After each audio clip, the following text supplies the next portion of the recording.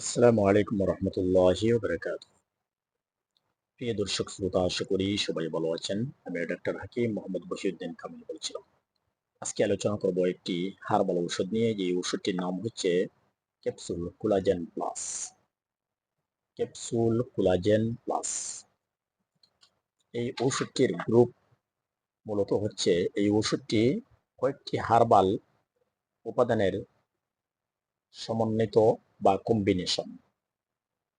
ওষুধটি মূলত গ্লুকোজমেন hydrochloride 150 milligram, কনড্রয়েট্রিন sulphate 120 milligram এবং আন্ডি নেচার্ড টাইপ কোলাজেন 40 মিলিগ্রাম।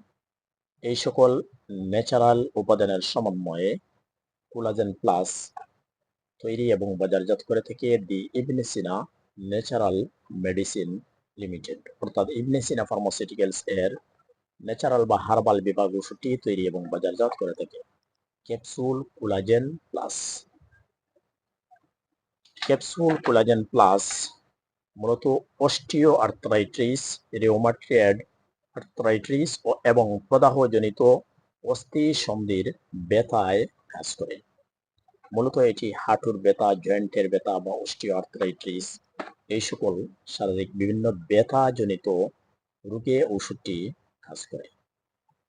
ওষুধটির নাম হচ্ছে collagen plus. Capsule collagen plus এর নিয়মিত ডোজ হচ্ছে রোজ একটা। এটা দিনেও হতে পারে, রাতেও হতে পারে। ক্যাপসুল কোলাজেন প্লাস গর্ভাবস্থায় এবং স্তন্যদানকালে সেবন নিরাপদ কিনা তার সুনির্দিষ্ট কোনো তথ্য এখন পর্যন্ত প্রতিষ্ঠিত নয়। তাই এই জাতীয় তথ্য না পাওয়া পর্যন্ত চিকিৎসকের পরামর্শ ছাড়া গর্ভাবস্থায় এবং স্তন্যদানকালে ক্যাপসুল কোলাজেন প্লাস সেবন নিরাপদ নয়।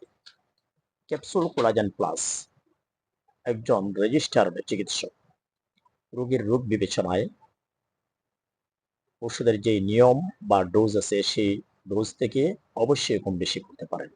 শুধু ক্যাপসুল কোলাজেন প্লাস নয়, যে কোনো ইউনানি, আয়ুর্বেদিক, হোমিও, ন্যাচারাল বা অ্যালোপ্যাথিক ওষুধ একজন রেজিস্টার্ড চিকিৎসকের পরামর্শ নিয়ে সেবন করা উচিত। যে যেখান থেকে আমার এই ভিডিওটি দেখছেন, দেখবেন, সকলকে ধন্যবাদ। ভালো থাকুন, সুস্থ, সুন্দর ও নিরাপদ থাকুন। আল্লাহ হাফেজ। আসসালামু আলাইকুম রহমতুল্লাহি ওয়া বারাকাতুহু।